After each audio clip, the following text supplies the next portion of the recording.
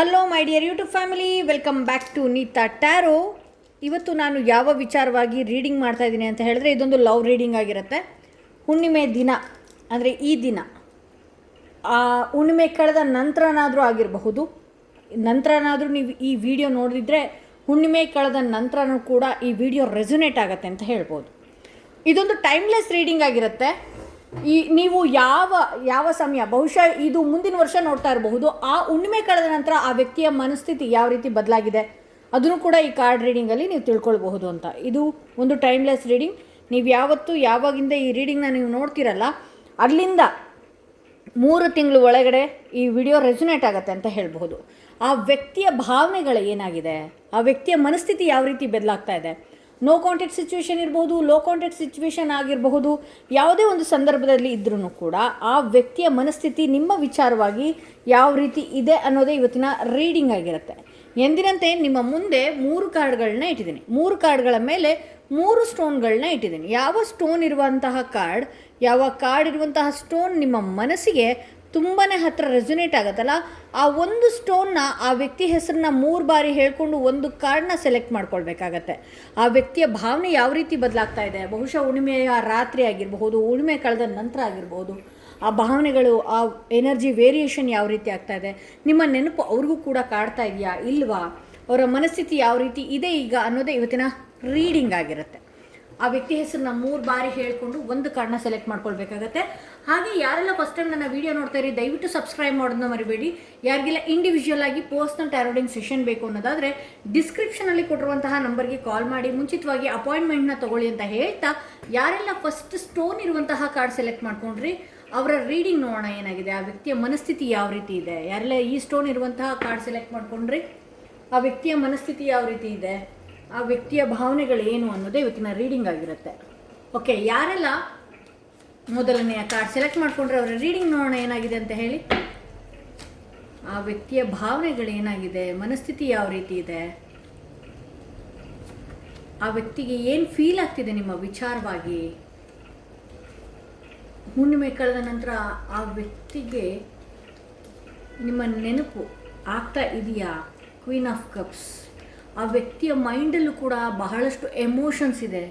ನೀವು ಅವರನ್ನ ಕೇರ್ ಮಾಡಿದ್ದಾಗಿರ್ಬೋದು, ಅವ್ರ ಜೊತೆ ಇದ್ದಂಥದ್ದಾಗಿರ್ಬೋದು, ಅವರಿಗೆ ಬಹಳಷ್ಟು ಕನೆಕ್ಟ್ ಆಗಿದ್ದಂಥದ್ದಾಗಿರ್ಬೋದು, ಆ ವ್ಯಕ್ತಿಗೆ ಎಲ್ಲನೂ ಕೂಡ ನೆನಪಾಗ್ತಾ ಇದೆ ಈ ರಾತ್ರಿ, ಈ ಹುಣ್ಣಿಮೆ ಕಳೆದ ನಂತರನೂ ಕೂಡ ಬಹಳಷ್ಟು ಆ ವ್ಯಕ್ತಿಗೆ ನಿಮ್ಮ ವಿಚಾರವಾಗಿ ನೀವು ಈ ಪಾಸ್ಟಲ್ಲಿ ಅವ್ರಿಗೆ ಕಾಂಟ್ಯಾಕ್ಟ್ ಮಾಡುವಂಥದ್ದಾಗಿರ್ಬೋದು, ಮೆಸೇಜ್ಗಳನ್ನಾಗಿರ್ಬೋದು, ಆ ವ್ಯಕ್ತಿ ಇಗ್ನೋರ್ ಮಾಡಿದರೂ ಇರಬಹುದು. ಬಟ್ ಆದರೆ ಈಗ ನಿಧಾನವಾಗಿ ಆ ವ್ಯಕ್ತಿಗೆ ನಿಮ್ಮ ನೆನಪಾಗ್ತಾ ಹೋಗ್ತಾ ಇದೆ.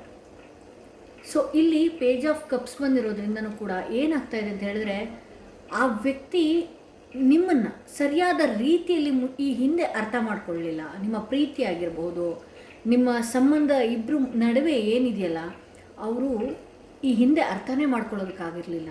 ಸರಿಯಾದ ರೀತಿಯಲ್ಲಿ ಇದನ್ನು ಯಾವ ರೀತಿ ತಗೊಂಡು ಹೋಗಬೇಕು, ಅಥವಾ ನಿಮ್ಮ ನಂಬಿಸೋದಕ್ಕಿಂತ ಮುಂಚೆನೂ ಕೂಡ ಆ ವ್ಯಕ್ತಿ ಏನೂ ಕೂಡ ಯೋಚನೆ ಮಾಡಿರಲಿಲ್ಲ.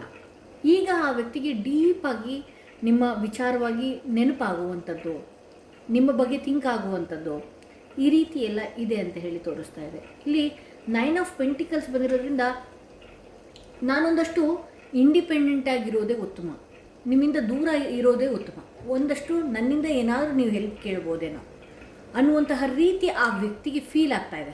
ನನ್ನಿಂದ ಏನಾದರೂ ಹೆಲ್ಪ್ ಬೇಕಾಗ್ಬೋದು, ಅಥವಾ ನನ್ನಿಂದ ಖರ್ಚಾಗುವಂಥದ್ದು, ಈ ರೀತಿಯೆಲ್ಲ ಆ ವ್ಯಕ್ತಿ ಥಿಂಕ್ ಮಾಡ್ತಿದ್ದಾರೆ. ಹೌದು, ಈ ಪಾಸ್ಟಲ್ಲಿ ನಿಮ್ಗೆ ಆ ಥರದ್ದೊಂದು ಮೈಂಡ್ ಸೆಟ್ ಇತ್ತು, ಅವರಿಂದ ಏನಾದರೂ ಒಂದು ಅಪೇಕ್ಷೆಗಳನ್ನು ನೀವು ಪಟ್ಟಿದ್ರಿ. ಬಟ್ ಆದರೆ ಈಗೇನಾಗ್ತಾ ಇದೆ, ಆ ಅಪೇಕ್ಷೆಗಳು ನಿಮಗೆ ಅವಶ್ಯಕತೆ ಇಲ್ಲ, ವ್ಯಕ್ತಿ ಮುಖ್ಯ ಆಗಿದ್ದಾರೆ. ಬಟ್ ಆದರೆ ಆ ವ್ಯಕ್ತಿಗೆ ಈ ಪಾಸ್ಟಲ್ಲಿ ನಡೆದಂಥದ್ದು ಅದೇ ರೀತಿ ಇದೆ. ನಾನು ಒಂದಷ್ಟು ಸೈಲೆಂಟಾಗಿ ತಾಳ್ಮೆಯಿಂದ ಇರೋದೇ ಉತ್ತಮ ಏನೋ ಅನ್ನುವಂತಹ ರೀತಿಯಲ್ಲಿ ಆ ವ್ಯಕ್ತಿ ಥಿಂಕ್ ಮಾಡ್ತಾ ಇದ್ದಾರೆ. ಹಾಗೆ ಅವ್ರು ಏನು ಮಾಡ್ತಾ ಇದ್ದಾರೆ, ಅವರ ಫಿನಾನ್ಷಿಯಲಿ ವಿಚಾರವಾಗಿ ಒಂದು ಸ್ಟೇಬಲ್ ಆಗೋದಕ್ಕೆ ಏನೆಲ್ಲ ನಾನು ಮಾಡಬೇಕು ಅದ್ರ ಕಡೆನೂ ಆ ವ್ಯಕ್ತಿಗೆ ಗಮನ ಇದೆ ಅಂತ ಹೇಳಿ. ಇಲ್ಲಿ ಪೇಜ್ ಆಫ್ ಪೆಂಟಿಕಲ್ಸ್ ಬಂದಿರೋದ್ರಿಂದನೂ ಕೂಡ ಆ ವ್ಯಕ್ತಿಗೆ ಬಹಳಷ್ಟು, ಇಲ್ಲಿ ನೀವು ಏನು ಥಿಂಕ್ ಮಾಡ್ತಾ ಇದ್ರಲ್ಲ, ನೀವು ಬ್ರಾಡಾಗಿ ಥಿಂಕ್ ಮಾಡಬಹುದು, ನಿಮಗೆ ಒಂದಷ್ಟು ಭಯ ಇಲ್ಲದೆ ಇರ್ಬೋದು, ಆ ವ್ಯಕ್ತಿಗೆ ಒಂದಷ್ಟು ಭಯ ಇದೆ, ಮುಂದೆ ಏನಾಗುತ್ತೋ, ಈ ವಿಚಾರದಲ್ಲಿ ನಾನು ಮುಂದೆ ಹೋದರೆ ಯಾವ ರೀತಿ ಇರುತ್ತೋ ಅನ್ನುವಂತಹ ಕಲ್ಪನೆಗಳು ಕೂಡ ಮಾಡ್ಕೊಳ್ಳೋದಕ್ಕಾಗ್ತಾ ಇಲ್ಲ. ಇಲ್ಲಿ ನೀವು ಸ್ಟ್ರಾಂಗ್ ಆಗಿದ್ದೀರಿ, ನೀವು ಎಫರ್ಟ್ ಆಗ್ತಿದ್ದೀರಿ, ಸಂಬಂಧದ ವಿಚಾರವಾಗಿ ನೀವು ಎಫರ್ಟ್ ಆಗ್ತಾ ಇದ್ದೀರಿ. ಬಟ್ ಆದರೆ ಆ ವ್ಯಕ್ತಿಗೆ ಇಲ್ಲಿ ನೋಡಿ, ಇಲ್ಲಿ ಆ ವ್ಯಕ್ತಿಯ ಮನಸ್ಸು ಈ ಹುಣ್ಣಿಮೆ ದಿನಾನೂ ಆಗಿರಬಹುದು, ಆ ವ್ಯಕ್ತಿಯ ಮನಸ್ಸು ಕೆಲವೊಂದು ಎನರ್ಜೀಸ್ಗಳನ್ನ ನಾನು ಹುಣ್ಣಿಮೆ ದಿನ ಯಾಕೆ ಮಾಡ್ತೀನಿ ಅಂತ ಹೇಳಿದ್ರೆ ಆ ಎನರ್ಜಿ ವೇರಿಯೇಷನ್ ಆಗ್ತಾ ಇರುತ್ತೆ. ಆ ಮನಸ್ಸು ಒಂದಷ್ಟು ಸಮಾಧಾನ ಆಗಿರ್ಬೋದು ಅಥವಾ ಟ್ರಾನ್ಸ್ಫಾರ್ಮ್ ಆಗ್ಬೋದು. ಈ ರೀತಿ ಇರಬಾರ್ದು, ಈ ರೀತಿ ಇರಬೇಕು ಅನ್ನುವಂತಹ ಮನಸ್ಸು ಒಂದಷ್ಟು ಏನಾಗುತ್ತೆ, ಚೇಂಜ್ ಆಗುವ ಸಾಧ್ಯತೆ ಇರುತ್ತೆ. ಸೊ ಇಲ್ಲೂ ನಾನು ನೋಡಿದಾಗ ಅವ್ರ ಮನಸ್ಸಿಗೆ ಈಗಲೂ ಕೂಡ ಸಮಾಧಾನ ಇರೋದಿಲ್ಲ. 2 ಆಫ್ ವಾರ್ಡ್ ಬಂದಿದೆ ಅಂತ ಹೇಳಿದ್ರೆ ಇವರಿಗೆ ನೀವು ಬೇಕು, ನಿಮ್ಮ ಎಮೋಷನ್ಸ್ ಬಗ್ಗೆ ಅರ್ಥ ಮಾಡ್ಕೊಂಡಿದ್ದಾರೆ. ನೀವು ಪ್ರೀತಿ ಎಷ್ಟು ಪ್ರೀತಿ ಮಾಡಿದಿರಿ ಅದೆಲ್ಲನೂ ಕೂಡ ಗೊತ್ತಿದೆ. ಬಟ್ ಆದರೆ ಒಳ ಮನಸ್ಸಿನಲ್ಲಿ ಏನಿದೆ, ಇದರಿಂದ ನಾನು ಏನಾದ್ರು ಕಳ್ಕೊಳ್ತೀನಾ, ಇದರಿಂದ ಏನಾದ್ರು ಎಫೆಕ್ಟ್ ಆಗುತ್ತಾ, ಇದರಿಂದ ಏನಾದ್ರು ಪ್ರಾಬ್ಲಮ್ ಇದೆಯಾ, ನೀವು ಸ್ಟ್ರಾಂಗ್ ಆಗಿ ನಿಂತಿದ್ದೀರಿ.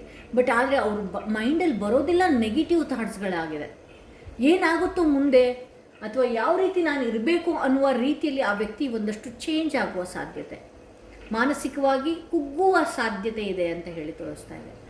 ಸೊ ಈ ವ್ಯಕ್ತಿಯ ಮೈಂಡ್ ಮೆಸೇಜ್ ಏನಾಗಿದೆ, ಈ ವ್ಯಕ್ತಿ ಏನು ಹೇಳೋದಕ್ಕೆ ಇಷ್ಟಪಡ್ತಾ ಇದ್ದಾರೆ ನಿಮಗೆ, ಈ ವ್ಯಕ್ತಿ ನೋ ಕಾಂಟ್ಯಾಕ್ಟ್ ಸಿಚುವೇಶನಲ್ಲಿ ಏನಾದರೂ ಇದ್ದರೆ, weakness, my worst fear is losing you, I won't let you go.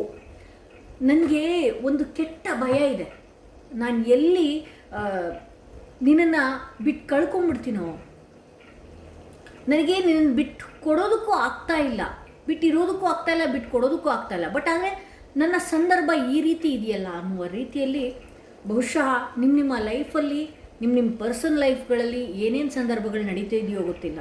But ಆದರೆ ಅವ್ರಿಗೆ ಭಯ ಇರೋದಂತೂ ನಿಜ. ಅವ್ರ ವೀಕ್ನೆಸ್ ಇನ್ನೊಂದೇನಾಗಿದೆ, ನನ್ನನ್ನು ಬಿಟ್ಟು ಬೇರೆಯವ್ರ ಹತ್ರ ಹೋಗ್ಬಿಡ್ತೀರೇನೋ ಅನ್ನುವಂತಹ ಭಯ ಇದೆ. ಬಟ್ ಆದರೆ ನಿಮ್ಮ ಹತ್ರ ಅವ್ರು ಓಪನ್ ಆಗಿ ಬರೋದಕ್ಕೂ ಕೂಡ ಆಗ್ತಾ ಇಲ್ಲ, ನಿಮ್ಮನ್ನು ಬಿಟ್ಟು ಕೊಡೋದಕ್ಕೂ ಆಗ್ತಾ ಇಲ್ಲ. ಇನ್ನೊಂದು ಮೆಸೇಜ್ ಏನಾಗಿದೆ, marriage, let's be together for ever. ನಿಮ್ಮ ಮಾತು, ನಾವು ಮದುವೆ ಆಗೋಣ ಅಥವಾ ನಾವು ಕೊನೆವರೆಗೂ ಜೊತೆಗಿರೋಣ, ಅಥವಾ ಇನ್ನು ಕೆಲವ್ರ ಲೈಫಲ್ಲಿ ಏನಾಗಿದೆ, ಮದುವೆ ವಿಚಾರ ಅನ್ನೋದು ಬಂದು ಆ ವ್ಯಕ್ತಿ ಚೇಂಜ್ ಆಗ್ತಾ ಇರುವಂತಹ ಸಾಧ್ಯತೆಯೂ ಕೂಡ ಇದೆ. ಆ ವ್ಯಕ್ತಿ ಬಹಳಷ್ಟು ಬದಲಾಗ್ತಾ ಇರುವಂತಹ ಸಾಧ್ಯತೆಯೂ ಕೂಡ ಹೆಚ್ಚಾಗಿದೆ. ಓಕೆ,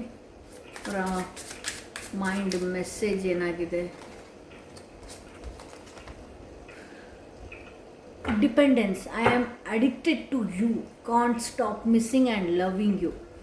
ನಾನು ನಿನಗೆ ಒಂದಷ್ಟು ಅಡಿಕ್ಟ್ ರೀತಿಯಲ್ಲಿ ಆಗಿಬಿಟ್ಟಿದ್ದೀನಿ, ನನಗೆ ನಿಲ್ಲಿಸೋದಕ್ಕೆ ಆಗ್ತಾಯಿಲ್ಲ. ನಿನ್ನ ಬಗ್ಗೆ ನೆನಪು ಮಾಡ್ಕೊಳ್ಳೋದು, ಧ್ಯಾನ ಮಾಡೋದು, ನಿನ್ನ ಬಗ್ಗೆನೇ ಯೋಚನೆ ಬರ್ತಾ ಇದೆ. ಬಹುಶಃ ಗೊತ್ತಿಲ್ಲ, ನೀವೊಂದಷ್ಟು ಅಫರ್ಮೇಷನ್ಸ್ಗಳನ್ನು ಕಳಿಸಿದ್ರೋ ಅಥವಾ ಮೆಡಿಟೇಷನ್ ಮಾಡ್ತಾಯಿದ್ದೀರೋ, ಸ್ಪಿರಿಚುವಲ್ ಕನೆಕ್ಟಲ್ಲಿ ಏನೆಲ್ಲ ಮಾಡ್ತಾಯಿದ್ರೋ, ಆ ವ್ಯಕ್ತಿಗೆ ಬೇರೆಯವ್ರೊಟ್ಟಿಗೆ ಮದುವೆ ಆಗ್ತಾಯಿದ್ರು ಆಗಿರ್ಬೋದು, ಅಥವಾ ಬೇರೆಯವ್ರೊಟ್ಟಿಗೆ ಇದ್ರೂ ಕೂಡ ನಿಮ್ಮ ನೆನಪು ಈಗಲೂ ಕೂಡ ಅದೇ ರೀತಿ ಇದೆ. ಬಟ್ ಆದರೆ ಮಾತಾಡೋದಕ್ಕೆ ಒಂದಷ್ಟು ಭಯಗಳು ಕೂಡ ಅದೇ ರೀತಿ ಕಾಡ್ತಾ ಇದೆ ಅಂತ ಹೇಳ್ಬೋದು. ಸೊ ಇದು ಮೊದಲನೆಯ ಕಾರ್ಡ್ ರೀಡಿಂಗ್ ಆಗಿತ್ತು. ಹಾಗೆ ಯಾರೆಲ್ಲ ಫಸ್ಟ್ ಟೈಮ್ ನನ್ನ ವಿಡಿಯೋ ನೋಡ್ತಾ ಇದ್ದೀರಿ,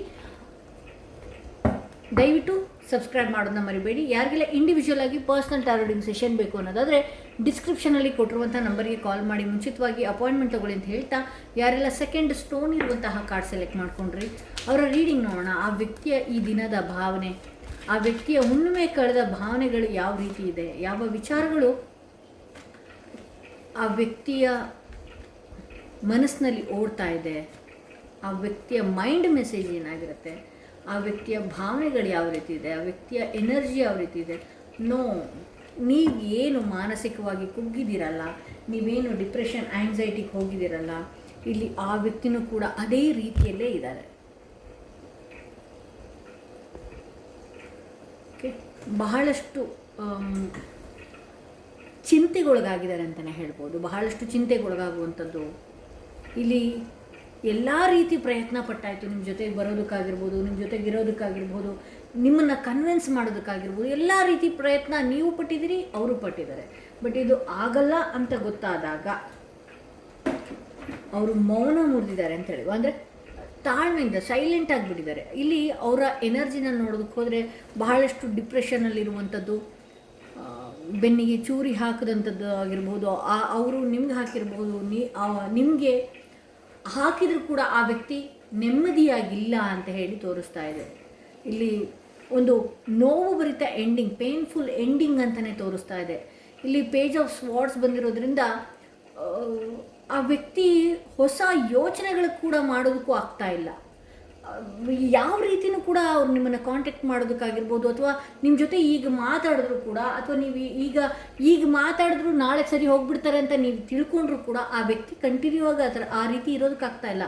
ಬೇರೆಯವ್ರು ಏನು ಅಂದ್ಕೊಳ್ತಾ ಇದ್ದಾರೋ, ಬೇರೆಯವ್ರಿಗೋಸ್ಕರ ಆ ವ್ಯಕ್ತಿ ಒಂದಷ್ಟು ಅವ್ರನ್ನ ಅವ್ರು ಕಳ್ಕೊಳ್ತಾ ಇದ್ದಾರೆ ಅಂತ ಹೇಳಿ, ಇನ್ನೊಬ್ರಿಗೋಸ್ಕರ ಇವತ್ತು ನಿಮ್ಗೆ ಏನೇ ಮಾಡ್ತಾ ಇರ್ಬೋದು ಆ ವ್ಯಕ್ತಿ, ಇನ್ನೊಬ್ರಿಗೋಸ್ಕರ ಬೇರೆಯವ್ರಿಗೋಸ್ಕರ ಮಾನಸಿಕವಾಗಿ ಅವ್ರು ನೋವು ತಿಂದರೂ ಕೂಡ ನಿಮಗೂ ನೋವು ಕೊಡ್ತಾ ಇದ್ದಾರೆ, ನಿಮ್ಮನ್ನು ದೂರ ಮಾಡ್ತಾ ಇದ್ದಾರೆ.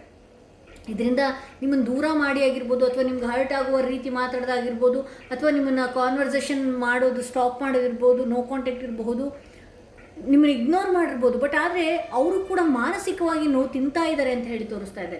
ನನಗೆ 10 of Swords 10 of Wands ಬಂದಿರೋದ್ರಿಂದ ಏನಾಗ್ತಾ ಇದೆ ಅಂತ ಹೇಳಿದ್ರೆ, ಇದೊಂದು ಅಂತ್ಯ. ಎಲ್ಲ ರೀತಿ ಪ್ರಯತ್ನಗಳನ್ನು ನೀವು ಪಟ್ಟು ಸಾಕಾಗಿ ಮುಂದಕ್ಕೆ ಹೋಗ್ತಾ ಇದ್ದೀರಿ, ಇದರಿಂದ ಇನ್ನೇನು ಆಗಲ್ವೇನೋ ಅಂತ ಹೇಳಿ.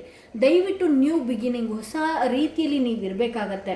ಈ ಹುಣ್ಣಿಮೆ ಕಳೆದ ನಂತರ ಆಗಿರ್ಬೋದು, ಏನೇ ಇರ್ಬೋದು, ಆ ವ್ಯಕ್ತಿಗೆ ಧೈರ್ಯನೇ ಸಾಲದು, ಆ ವ್ಯಕ್ತಿಗೆ ಯಾವ ದಾರಿನೂ ಕೂಡ ಸಿಗ್ತಾ ಇಲ್ಲ, ಇಲ್ಲಿ ಬೇರೆ ಯೋಚನೆ ಮಾಡೋದಕ್ಕೂ ಕೂಡ ಆಗ್ತಾ ಇಲ್ಲ ಆ ವ್ಯಕ್ತಿ. ನೀವು ಸ್ಟ್ರಾಂಗ್ಲಿ ಪಾಸಿಟಿವ್ನೂ ಯೋಚನೆ ಮಾಡ್ತೀರಿ, ನೆಗೆಟಿವ್ನೂ ಯೋಚನೆ ಮಾಡ್ತೀರಿ, ಬಟ್ ಆದರೆ ಈ ವ್ಯಕ್ತಿಗೆ ಪಾಸಿಟಿವ್ನೂ ಯೋಚನೆ ಮಾಡೋಕ್ಕಾಗ್ತಾಯಿಲ್ಲ, ನೆಗೆಟಿವ್ನು ಯೋಚನೆ ಮಾಡೋದಕ್ಕಾಗ್ತಾಯಿಲ್ಲ ಅಂತಲೇ ಹೇಳ್ಬೋದು. ಇಲ್ಲಿ ಸನ್ ಕಾರ್ಡ್ ಬಂದಿದೆ, ಸ್ವಾರ್ಡ್ಸ್ ಬಂದಿದೆ. ಏಸ್ ಆಫ್ ಸ್ವಾರ್ಡ್ಸ್ ಬಂದಿರೋದ್ರಿಂದ ನಿಮ್ಮಿಬ್ಬರ ಲೈಫಲ್ಲೂ ಕೂಡ ನ್ಯೂ ಬಿಗಿನಿಂಗ್ ಒಂದು ಆಗತ್ತೆ ಅಂತ ಹೇಳಿ, ಹೊಸ ಯೋಚನೆಗಳು ಬರುತ್ತೆ. ಹಾಗೆ ನೀವಿಬ್ಬರೂ ಕೂಡ ಮತ್ತೆ ಒಂದಾಗೋದಕ್ಕೋ ಅಥವಾ ಮತ್ತೆ ನೀವು ಕಾಂಟ್ಯಾಕ್ಟಿಗೆ ಬರೋದಕ್ಕೂ ಕೂಡ ಆ ವ್ಯಕ್ತಿಯ ಮೈಂಡಲ್ಲಿ ಒಂದಷ್ಟು ಬೇರೆ ರೀತಿಯ ಯೋಚನೆಗಳು ಕೂಡ ಮಾಡ್ತಾರೆ ಈ ಮುಂದೆ. ಬಟ್ ಆದರೆ ಈಗ ಮಾತ್ರ ಬಹಳಷ್ಟು ಬ್ಲ್ಯಾಂಕ್ ಆಗಿದ್ದಾರೆ ಈ ವ್ಯಕ್ತಿ. ಅವ್ರಿಗೆ ಏನು ಮಾಡಬೇಕು ಅಂತ ಮುಂದೆ ಹೋಗೋದಕ್ಕೆ ಗೊತ್ತಾಗ್ತಿಲ್ಲ. ಎಲ್ಲ ರೀತಿ ದುಃಖ ನೀವೆಷ್ಟು ಹತ್ತಿದಿರಿ, ಆ ವ್ಯಕ್ತಿನೂ ಕೂಡ ಬಹಳಷ್ಟು ಹತ್ತಿದ್ದಿದೆ ಅಂತಲೇ ಹೇಳಬಹುದು. ಸೊ ಹಾಗಾಗಿ ನಾನು ಏನು ಹೇಳ್ತೀನಿ, ಹೊಸ ರೀತಿಯಲ್ಲಿ ಬದಲಾಗ್ತಾರೆ ಆ ವ್ಯಕ್ತಿ. ಬಟ್ ಆದರೆ ಆ ವ್ಯಕ್ತಿಗೆ ಒಂದಷ್ಟು ಟೈಮ್ ಬೇಕಾಗತ್ತೆ. ನೀವು ಈಗಲೇ ಸರಿ ಹೋಗಬೇಕು ಅಂತ ಹೇಳಿದ್ರೆ ಯಾವುದೇ ಕಾರಣಕ್ಕೂ ಸರಿ ಹೋಗಲ್ಲ. ಇಲ್ಲಿ ಸರ್ಚ್ ಬರ್ತಾ ಇದೆ, trying to connect you through sources. ನಿಮ್ಮನ್ನು ಕನೆಕ್ಟ್ ಆಗೋದಕ್ಕೆ ಬೇರೆ ಬೇರೆ ದಾರಿಗಳನ್ನು ಹುಡುಕ್ತಾ ಇದ್ದಾರೆ. ಬಟ್ ಆದರೆ ನೀವೇನು ಮಾಡ್ತಿದ್ದೀರಿ, ಹಳೆಯ ವಿಚಾರನೇ ಲ್ಯಾಗ್ ಮಾಡುವಂಥದ್ದು, ಅಥವಾ ನೀನು ಹಿಂಗೆ ಬದಲಾಗ್ಬಿಡ್ಬೇಕು, ಅವ್ರು ಯಾವುದೋ ಪಾಸ್ಟಲ್ಲಿ ಅವ್ರು ಏನೋ ತಪ್ಪು ಮಾಡಿರುವಂಥದ್ದು, ಬಹಳಷ್ಟು ಲ್ಯಾಗ್ ಮಾಡುವಂಥದ್ದು, ಬಹಳಷ್ಟು ಅವ್ರಿಗೆ ಮಾನಸಿಕವಾಗಿ ನೋವು ಕೊಡುವಂತಹ ರೀತಿಯಲ್ಲಿ ನೀವು ಮಾಡುವಂಥದ್ದು ಮಾಡ್ತಾ ಇದ್ದೀರಿ ಅಂತಲೇ ಹೇಳ್ಬೋದು. ಸೊ ಅಗೇನ್ ಏನು ಹೇಳೋದಕ್ಕೆ ಬಯಸ್ತಾ ಇದ್ದಾರೆ ಈ ವ್ಯಕ್ತಿ, fake, you are not the one I loved you, you are changed dear, you are fake. ನೀವು ಆ ವ್ಯಕ್ತಿಗೆ ಬಹಳಷ್ಟು ಕಿರಿಕಿರಿ ಕೊಟ್ಟಿದ್ದೀರಿ, ಬಹಳಷ್ಟು ಅವ್ರಿಗೆ ಸಮಾಧಾನವಾಗಿ ಬೇರೆ ರೀತಿ ಬದಲಾಗೋದಕ್ಕೆ ಬಿಡ್ತಾ ಇರಲಿಲ್ಲ. ಈ ಹಿಂದೆ ಅವಮಾನಗಳನ್ನು ಮಾಡಿರಬಹುದು, ಅಥವಾ ಅವರು ನಿಮ್ಮ ಕಾಂಟ್ಯಾಕ್ಟಿಗೆ ಸಿಗಲಿಲ್ಲದಾಗ ವಿಕೋಪಕ್ಕೆ ಹೋಗಿರಬಹುದು, ಅವರ ಏನಿದೆಯಲ್ಲ ಮಾತುಕತೆಗಳು ವಿಕೋಪಕ್ಕೆ ಹೋಗಿರಬಹುದು. ಸೊ ಅವರು ನಿಮ್ಮ ಹತ್ರ ಬರೋದಕ್ಕೂ ಕೂಡ, ನಿಮ್ಮನ್ನು ಕಾಂಟ್ಯಾಕ್ಟ್ ಮಾಡೋದಕ್ಕೆ ಬೇರೆ ದಾರಿ ಹುಡುಕ್ತಾ ಇದ್ದಾರೆ. ಮತ್ತು ಹಳೆ ವಿಚಾರಗಳನ್ನೆಲ್ಲಿ ಹೇಳ್ಬಿಡ್ತೀಯೋ, ಅದನ್ನೇ ಕೆದಕ್ ಬಿಡ್ತೀಯೋ ಅನ್ನೋ ಭಯದಲ್ಲಿದ್ದಾರೆ. ಬಟ್ ಆದರೆ ಅವ್ರ ಮನಸ್ಸಿನ ಮಾತು ಒಂದಾಗಿದೆ, ನಾನು ಇಷ್ಟಪಟ್ಟಂಥ ರೀತಿಯಲ್ಲಿ ಇಲ್ಲ, ನೀನು ಬಹಳಷ್ಟು ಚೇಂಜ್ ಆಗಿದೆಯಾ, ನೀನು ಬರೀ ಸುಳ್ಳೆ ಅನ್ನುವ ರೀತಿಯಲ್ಲಿ ಆ ವ್ಯಕ್ತಿ ಥಿಂಕ್ ಮಾಡ್ತಾ ಇದ್ದಾರೆ. ಓಕೆ, ಇಲ್ಲಿ ಮತ್ತೊಂದು ಕಾರ್ಡ್ನ ನಾನು ತೆಗಿತೀನಿ. ಇಲ್ಲಿ regret, I am really sorry for my words and actions. ನಾನು ಮಾಡ್ತಿರೋದು, ನಾನಿರೋದು, ನೀನು ಎಷ್ಟು ನನ್ನನ್ನು ಹುಡ್ಕೋದಕ್ಕೆ ಬಂದ್ರೂ ಕೂಡ ನಾನು ನಿನ್ನ ಕೈಗೆ ಸಿಗದೆ ದೂರ ಆಗ್ತಾ ಇರೋದು, ನಂಗೆ ರಿಗ್ರೆಟ್ ಆಗ್ತಾ ಇದೆ ಈ ವಿಚಾರದಲ್ಲಿ ಅನ್ನುವ ರೀತಿಯಲ್ಲಿ ಆ ವ್ಯಕ್ತಿ ಒಂದಷ್ಟು ಮನಸ್ಸಿನ ಮಾತುಗಳು ಕೂಡ ಆಗ್ತಾ ಇದೆ ಅಂತ ಹೇಳಬಹುದು. ಸೊ ಇದು ಯಾರೆಲ್ಲ ಸೆಕೆಂಡ್ ಕಾರ್ಡ್ ಸೆಲೆಕ್ಟ್ ಮಾಡ್ಕೊಂಡಿದ್ರಿ ಅವರ ರೀಡಿಂಗ್ ಇದಾಗಿತ್ತು ಅಂತ ಹೇಳ್ತಾ, ಯಾರಿಗೆಲ್ಲ ಇಂಡಿವಿಜುವಲ್ ಆಗಿ ಪರ್ಸ್ನಲ್ ಟೆರರಿಂಗ್ ಸೆಷನ್ ಬೇಕು ಅನ್ನೋದಾದರೆ, ನಿಮ್ಮ ಲೈಫಲ್ಲಿ ಬ್ರೇಕಪ್ ಆಗಿರಬಹುದು, ಬಹಳಷ್ಟು ಆ್ಯಂಗ್ಸೈಟಿ ಫೀಲ್ ಆಗಿರ್ಬೋದು, ನಿಮ್ಮ ರಿಲೇಷನ್ಶಿಪ್ಗಳು ಬ್ರೇಕಪ್ ಆಗಿರ್ಬೋದು, ಮುಂದಿನ ನಡೆ ಏನಾಗಿರುತ್ತೆ ಅವ್ರದ್ದು, ಅವರ ಆಗಿನ ಕರೆಂಟ್ ಎನರ್ಜಿ ಏನಾಗಿರುತ್ತೆ ಅಂತ ನೀವು ತಿಳ್ಕೊಳ್ಬೇಕು ಅನ್ನೋದಾದರೆ ಡಿಸ್ಕ್ರಿಪ್ಷನ್ ಕೊಟ್ಟಿರುವಂಥ ನಂಬರ್ಗೆ ಕಾಲ್ ಮಾಡಿ ಮುಂಚಿತವಾಗಿ ಅಪಾಯಿಂಟ್ಮೆಂಟ್ ತೊಗೊಳ್ಬೇಕಾಗತ್ತೆ.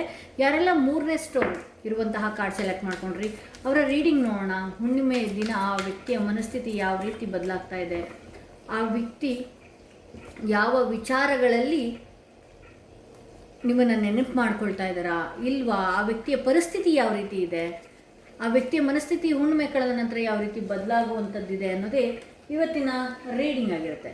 ಇಲ್ಲಿ 7 ಆಫ್ ಪೆಂಟಿಕಲ್ಸ್ ಇದೆ, 2 ಆಫ್ ವಾರ್ಡ್ಸ್ ಇದೆ. ಆಬ್ವಿಯಸ್ಲಿ ಆ ವ್ಯಕ್ತಿಗೆ ಒಂದಷ್ಟು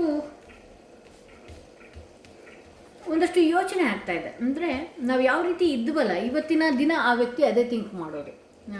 ನಾವು ಈ ಪಾಸ್ಟಲ್ಲಿ ಯಾವ ರೀತಿ ಇದ್ವಿ, ಹೇಗೆಲ್ಲ ನಡೀತಾ ಇದೆ ನಮ್ಮ ಲೈಫು, ಯಾಕೆ ಈ ರೀತಿ ಆಯಿತು, ನಾವೊಂದು ಒಳ್ಳೆ ರೀತಿಯಲ್ಲಿ ಹೋಗಬೇಕಾಗಿತ್ತು, ಯಾಕೆ ಈ ರೀತಿ ಆಗ್ತಾ ಇದೆ ಅನ್ನುವಂತಹ ಒಂದು ಕನ್ಫ್ಯೂಷನ್ ಸ್ಟೇಟಲ್ಲೂ ಇದ್ದಾರೆ. ಆ ವ್ಯಕ್ತಿಗೆ ನೆಗೆಟಿವ್ ಥಾಟ್ಸ್ಗಳು ಬರುವಂಥದ್ದಾಗಿರ್ಬೋದು, ಮುಂದಿನ ಸ್ಟೆಪ್ ಇಡೋದಕ್ಕೂ ಕೂಡ ಒಂದಷ್ಟು ಬ್ಲ್ಯಾಂಕ್ ಆಗ್ತಾ ಇದ್ದಾರೆ. ಓಕೆ, ಇಲ್ಲಿ 8 ಆಫ್ ಪೆಂಟಿಕಲ್ಸ್ ಬಂದಿರೋದ್ರಿಂದ ಆ ವ್ಯಕ್ತಿಗೆ ವರ್ಕ್ ಎಫರ್ಟ್ ಕೂಡ ಅದೇ ರೀತಿ ಇದೆ.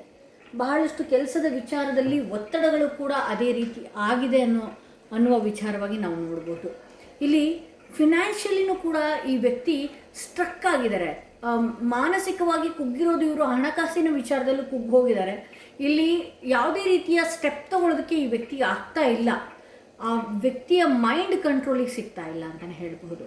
ಇಲ್ಲಿ 8 ಆಫ್ ಪೆಂಟಿಕಲ್ಸ್ ಬಂದಿರೋದ್ರಿಂದ ಹಣಕಾಸಿನ ವಿಚಾರನೇ ಅಗೇನ್ ಈ ವ್ಯಕ್ತಿ ಆ ಕೆಲಸದ ಬರದಲ್ಲಿ ಬಹಳಷ್ಟು ಡೀಪಾಗಿ ಹೋಗ್ತಾ ಇದ್ದಾರೆ. ಸಂಬಂಧಗಳನ್ನು ಉಳಿಸ್ಕೊಳ್ಬೇಕು ಬಿಡೋದು ಅನ್ನೋದಕ್ಕಿಂತ ಆ ಕೆಲಸದ ವಿಚಾರದ ಒತ್ತಡಗಳು ಅತಿ ಹೆಚ್ಚಾಗ್ತಾ ಇದೆ ಈ ವ್ಯಕ್ತಿಗೆ.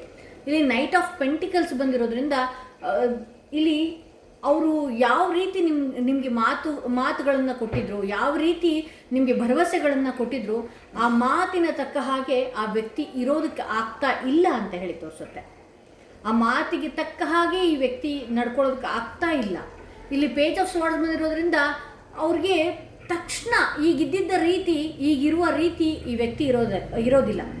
ಬೇಗ ಮೈಂಡ್ ಫಿಕಲ್ ಆಗುವಂಥದ್ದು, ಮೈಂಡ್ ಡೈವರ್ಟ್ ಆಗುವಂಥದ್ದು, ಈ ರೀತಿ ಮಾಡ್ತಾ ಇದ್ದಾರೆ. ನಿಮ್ಗೆ ಏನು ಮಾತಾಡ್ತಾರೆ, ನಿಮ್ಮ ಹತ್ರ ಇವತ್ತು ಕಾಂಟ್ಯಾಕ್ಟ್ ಮಾತಾಡ್ಬೋದು, ಹಾಗೆ ನಾಳೆ ಇವರು ಸರಿ ಹೋಗ್ಬಿಟ್ರು ಅಂತ ಅಂದ್ಕೊಂಡ್ರೆ ಅದು ನಿಮ್ಮ ಮೂರ್ಖತನ. ಮತ್ತೆ ಇವರು ಮೈಂಡ್ ಚೇಂಜ್ ಮಾಡ್ಕೊಳ್ಳೋವಂಥದ್ದು, ಮತ್ತೆ ಇವರು ದೂರ ಹೋಗುವಂಥದ್ದು, ಮತ್ತೆ ಇವರು ಹೇಗೆ ಅನಿಸ್ಬಿಡುತ್ತೆ ನಿಮಗೆ ಅಂತ ಹೇಳಿದ್ರೆ ನಮ್ಮನ್ನು ಯೂಸ್ ಆ್ಯಂಡ್ ಥ್ರೋ ರೀತಿ ನೋಡ್ತಾ ಇದ್ದಾರಾ, ಅಥವಾ ನಾನೇನು ಇವ್ರ ಲೈಫಲ್ಲಿ ಅನ್ನುವಂತಹ ಕೆಟ್ಟ ಆಲೋಚನೆಗಳು ನಿಮಗೆ ಬರೋದಕ್ಕೆ ಶುರುವಾಗುತ್ತೆ. ಸೊ ಅವ್ರಿಗೂ ಕೂಡ ಗಿಲ್ಟ್ ಇದೆ. ಬಟ್ ಆದರೆ ಒಂದಷ್ಟು ವರ್ಕ್ ಪ್ರೆಷರ್, ಒಂದಷ್ಟು ಅವ್ರಿಗೆ ಇರುವಂತಹ ಜವಾಬ್ದಾರಿ, ಅವ್ರಿಗಿರುವಂತಹ ಹಣಕಾಸಿನ ಲೋಪ ದೋಷಗಳು, ಇದೆಲ್ಲನೂ ಕೂಡ ನಿಮ್ಮ ಲೈಫ್ಗೆ, ನಿಮ್ಮಿಬ್ಬರ ಲೈಫ್ಗೆ ಅಡೆತಡೆ ಕೊಡ್ತಾ ಇದೆ ಅಂತ ಹೇಳ್ಬೋದು. ಸೊ ಇಲ್ಲಿ ಆ ವ್ಯಕ್ತಿಯ ಮನಸ್ಸಿನ ಮಾತೇನಾಗಿದೆ, question, I loved you so much, why did you break my heart. ಇಲ್ಲಿ ನೀವು ಪ್ರಶ್ನೆಗಳನ್ನು ಹಾಕ್ತಾ ಇದ್ದೀರಿ ಆ ವ್ಯಕ್ತಿಗೆ. ನಾನು ನಿನ್ನನ್ನು ತುಂಬ ಪ್ರೀತಿಸ್ದೆ, ಯಾಕೆ ನನ್ನ ಮನಸ್ಸನ್ನ ಇಷ್ಟೊಂದು ಹೊಡೆದಾಕ್ದೆ ಅಂತ ಹೇಳಿ. ಓಕೆ, ಇಲ್ಲಿ ಏನಾಗ್ತಾ ಇದೆ, ನೀವು ಈ ವ್ಯಕ್ತಿಯನ್ನು ಬಹಳಷ್ಟು ಕೊರಗ್ತಿದ್ದೀರಿ ಈ ವ್ಯಕ್ತಿ ವಿಚಾರವಾಗಿ ನೆನೆಸ್ಕೊಂಡು. ಬಟ್ ಆದರೆ ಆ ವ್ಯಕ್ತಿ ಕೆಲಸ ಅದು ಇದು ಅಂದ್ಕೊಂಡು ಅವ್ರು ಸ್ಕಿಪ್ ಆಗ್ತಾ ಇದ್ದಾರೆ. ನಿಮ್ಮ ಮಾತಾಡಲೇಬೇಕು ಅನ್ನುವಂತಹ ಎಂಟರ್ಟೈನ್ ಮಾಡ್ತಾ ಇಲ್ಲ. ಬಟ್ ಆದರೆ ನಿಮ್ಮ ಮನಸ್ಸಿಗೆ ಎಷ್ಟೋ ಸಲ ಪ್ರಶ್ನೆಗಳು ಬಂದಿದೆ. ಆ ವ್ಯಕ್ತಿ apology, give me one last chance, I want to sort it out ಅಂತ ಹೇಳಿ. ಅಂದರೆ ನಿಮ್ಗೆ ಯಾವಾಗಲೂ ಅಷ್ಟೇ, ಈ ವ್ಯಕ್ತಿ ಇದ್ದ ರೀತಿ ಇರೋದಿಲ್ಲ. ನೀವು ಯಾಕೆ ಈ ರೀತಿ ನಿನ್ನೆ ಹೀಗೆ ಮಾಡಿದ್ರಿ, ಬೆಳಗ್ಗೆ ಹೀಗೆ ಮಾಡಿದ್ರಿ ಅಂತ ಕೇಳುವಾಗ ಈ ವ್ಯಕ್ತಿ ನನಗೆ ಮತ್ತೊಂದು ಅಪಾಲಜಿ ಕೇಳೋದು, ಮತ್ತೆ ನಿಮ್ಮನ್ನು ಯಾಮಾರಿಸುವಂಥದ್ದು. ನನಗೆ ಒಂದೇ ಒಂದು ಕ್ಷಣ ಸಮಯ ಕೊಡು, ನಾನು ಮತ್ತೆ ಇದನ್ನೆಲ್ಲ ಸಾರ್ಟ್ ಔಟ್ ಮಾಡ್ತೀನಿ ಅನ್ನುವ ರೀತಿಯಲ್ಲಿ ಅಪಾಲಜಿ ಕೇಳೋದು, ಮತ್ತೆ ನೀವು ಈ ವ್ಯಕ್ತಿಯ ವಿಚಾರವಾಗಿ ಯಾಮಾರುವಂಥದ್ದು ಆಗುತ್ತೆ ಅಂತ ಹೇಳಿ. ಸೊ ಮತ್ತೊಂದು ಮೆಸೇಜನ್ನ ನಾನು ನೋಡ್ತಾ ಇದ್ದೀನಿ. ಇಲ್ಲಿ clarification, I will not explain my self, I know I am right. ಇಲ್ಲಿ ನೀವು ಕ್ಲಾರಿಫಿಕೇಷನ್ಸ್ಗಳನ್ನು ಕೇಳ್ತಾ ಹೋಗ್ತೀರಿ ಈ ವ್ಯಕ್ತಿಗೆ.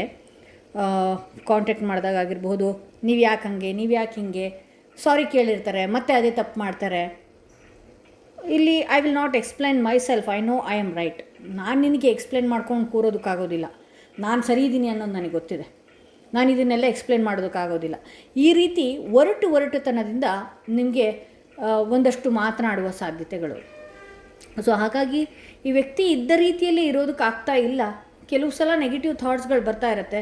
ಮತ್ತು ಈ ವ್ಯಕ್ತಿ ಅವರ ಪರ್ಸ್ನಲ್ ಲೈಫಿಗೆ ಒಂದು ರೀತಿ ಸ್ವಾರ್ಥಿಯ ರೀತಿಯಲ್ಲಿ ಈ ವ್ಯಕ್ತಿ ಆಪರ್ಚುನಿಟಿಗಳನ್ನು ಹುಡ್ಕೊಂಡು ಹೋಗುವಂಥವ್ರು, ಅವಕಾಶಗಳನ್ನು ಹುಡ್ಕೊಂಡು ಹೋಗುವಂಥವ್ರು.